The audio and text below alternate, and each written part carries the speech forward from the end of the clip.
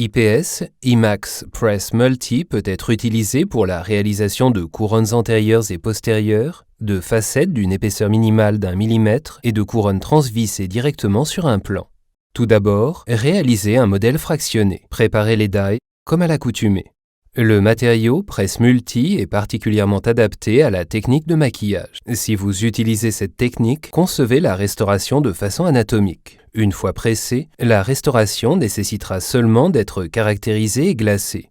N'utilisez que des cires organiques pour le modelage, car ces cires se calcinent sans laisser de résidus dans le cylindre. Utilisez la préformant cire IPS Multi-Wax Pattern pour fixer l'élément sur la base de cylindre IPS IMAX Press Multi Investment Ring Base. Utilisez la forme A verte pour les facettes, les couronnes et les couronnes transvissées directement sur un plan. La forme B rose ne doit être utilisée que pour les couronnes fines sur préparation très étroite, telles que les dents antérieures mandibulaires par exemple. Les préformes de précision en cire IPS Multi-Wax Pattern sont essentielles pour obtenir des résultats de pressé et une esthétique impeccable. Appliquez une petite goutte de cire de positionnement sur le côté de la préforme en cire IPS Multi-Wax Pattern et pressez-la contre l'élément. Alignez les axes médians horizontaux de la préforme en cire et de la restauration, quelle que soit la taille et le type de restauration. Alignez les axes verticaux de la préforme en cire et de l'élément de façon à ce qu'ils soient parallèles. Veillez à ce que le côté étroit de la préforme en cire soit dans le prolongement de la zone occlusale et ou incisale.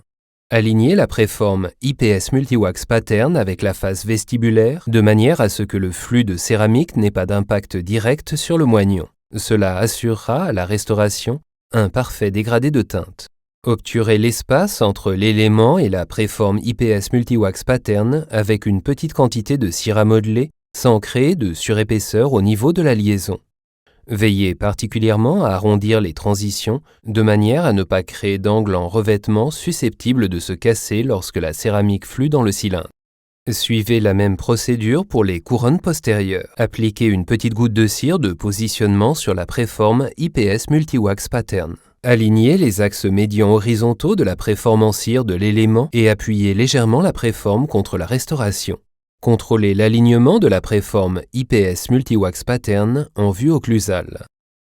Elle doit être située dans le prolongement de la face vestibulaire. Obturez l'espace entre l'élément et la préforme IPS Multi-Wax Pattern avec une petite quantité de cire à modeler sans créer de surépaisseur au niveau de la liaison. Suivez la même procédure pour les couronnes transvissées directement sur un plan. Alignez la préforme et pressez-la contre l'élément.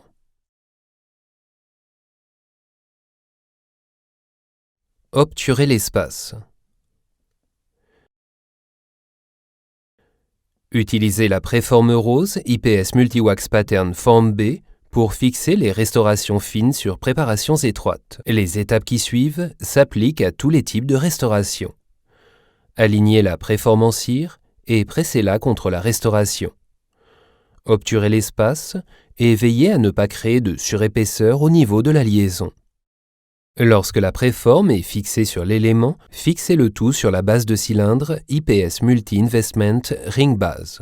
La procédure reste identique, quel que soit le type de cire utilisée. Puis contrôlez la position de l'élément une fois fixé. Idéalement, la face vestibulaire doit être dans le prolongement de la préforme. Positionnez l'élément de manière à ce que l'intrado soit orienté vers le haut et insérez la préforme en cire dans l'une des fentes disponibles de la base du cylindre. Répétez les étapes avec les autres restaurations. Respectez le poids de cire maximum conseillé d'1 gramme. Contrôlez la position de l'élément à l'aide du guide IPS Multi-Sprue Guide. Si la restauration est trop large, la préforme en cire peut être raccourcie de 2 mm maximum. Obturez à la cire les fentes non utilisées de la base du cylindre. Obturez les espaces restants sur la base du cylindre pour éviter que le revêtement ne coule à l'intérieur. Obturez complètement les éventuels espaces entre la base de cylindre et les parties en cire pour garantir une bonne désinsertion de la base de cylindre après la prise du revêtement. Si vous souhaitez augmenter la proportion d'incisales, glissez l'élément le long de la base de cylindre vers le bas. Adaptez la préforme en cire comme montré ici et obturez l'espace de la base de cylindre. Enfin, Vérifiez que tous les espaces sont correctement obturés et que les éléments sont bien positionnés. Vous pouvez maintenant commencer la mise en revêtement. Pour le revêtement, utilisez IPS Press Vest ou IPS Press Vest Speed. Mélangez la poudre de revêtement avec la bonne quantité de liquide pendant 20 secondes à l'aide d'une spatule jusqu'à ce que la poudre soit imprégnée de manière homogène. Mélangez ensuite le revêtement dans un malaxeur sous vide en respectant le mode d'emploi. À l'aide d'un pinceau, appliquez délicatement une petite quantité de revêtement sur les surfaces occlusales des éléments pour éviter la formation de bulles d'air. Remplissez délicatement les intrados de revêtement. Veillez à éviter la formation de bulles d'air. Positionnez soigneusement le cylindre IPS Silicone Ring 200G sur la base de cylindre. Vérifiez que l'anneau est bien enfoncé sur la base de cylindre. Remplissez lentement le cylindre avec du revêtement jusqu'à la limite du cylindre en silicone. Enfoncez le gabarit IPS Investment Ring Gauge 200G dans le cylindre en silicone par un mouvement de bascule. Les excès de revêtement s'échappent alors par l'ouverture. Laissez prendre le revêtement sans toucher le cylindre. Le temps de prise est indiqué sur le mode d'emploi du revêtement. Retirez le gabarit par un mouvement oscillant et sortez le cylindre de revêtement du cylindre en silicone. Retirez la base de cylindre IPS Multi-Investment Ring Base du revêtement par un mouvement de rotation. Retirez les aspérités indésirables au niveau de la base du cylindre avec un couteau à plâtre. Vérifiez qu'aucun résidu de revêtement ne se soit déposé dans le canal de pressé. Préchauffez le cylindre en respectant le mode d'emploi du revêtement utilisé. Respectez également les instructions relatives au contrôle de la température du four de préchauffage. Démarrez un four compatible, c'est-à-dire un EP3000, EP5000, EP3010 ou EP5010, suffisamment tôt pour que l'autotest et la phase de préchauffage puissent avoir été effectués. Ensuite, choisissez le programme de pressé IPS Emax Press Multi. Lorsque le cylindre est suffisamment préchauffé, retirez-le du four et chargez-le. Effectuez ces tâches rapidement et sans interruption pour éviter que le cylindre ne refroidisse. Tout d'abord, placez le lingotin IPS Emax Press Multi froid dans le cylindre chaud avec le côté marqué orienté vers le haut. Puis positionnez le piston à usage unique IPS Multi One-Way Plunger froid dans le cylindre chaud. Utilisez la pince à cylindre pour placer le cylindre chaud chargé au centre du four de pressé préchauffé. Démarrez le programme IPS Emax Press Multi en appuyant sur la touche Start. Le programme de pressé s'exécute automatiquement dès la fin de la phase de préchauffage. À la fin du programme de pressé, retirez le cylindre chaud du four à l'aide de la pince à cylindre. Déposez le cylindre à l'abri des courants d'air et laissez-le refroidir à température ambiante. Tout d'abord, coupez le cylindre avec un disque à tronçonner. Cela réduira le temps de démoulage. Pour cela, marquez le cylindre refroidi à une distance de 30 mm de sa base.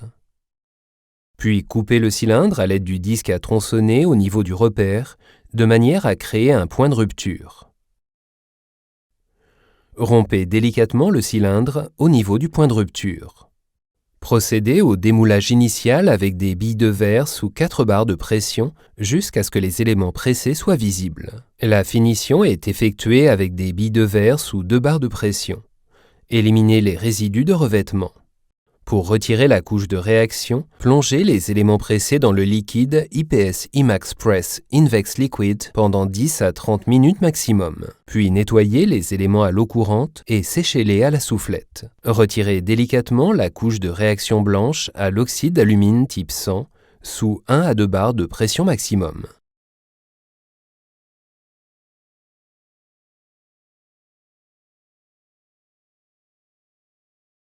Détachez les tiges de pressé à l'aide d'un disque adapté.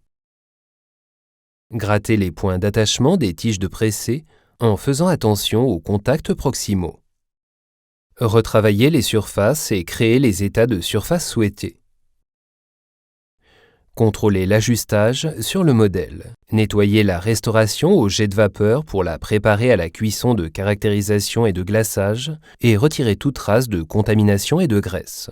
La glasure fluorescente IPS IMAX Ceram Glaze Fluo est recommandée pour le glaçage des restaurations anatomiques pressées. Extrudez la glasure prête à l'emploi de la seringue et, si nécessaire, diluez-la avec le liquide adapté. Appliquez la glasure en couches régulières sur la restauration. Si vous le souhaitez, vous pouvez également caractériser la restauration avec IPS IMAX Ceram Shades et essence. Effectuez les cuissons de caractérisation et de glaçage dans un four à céramique adapté et étalonné en respectant les paramètres de cuisson indiqués.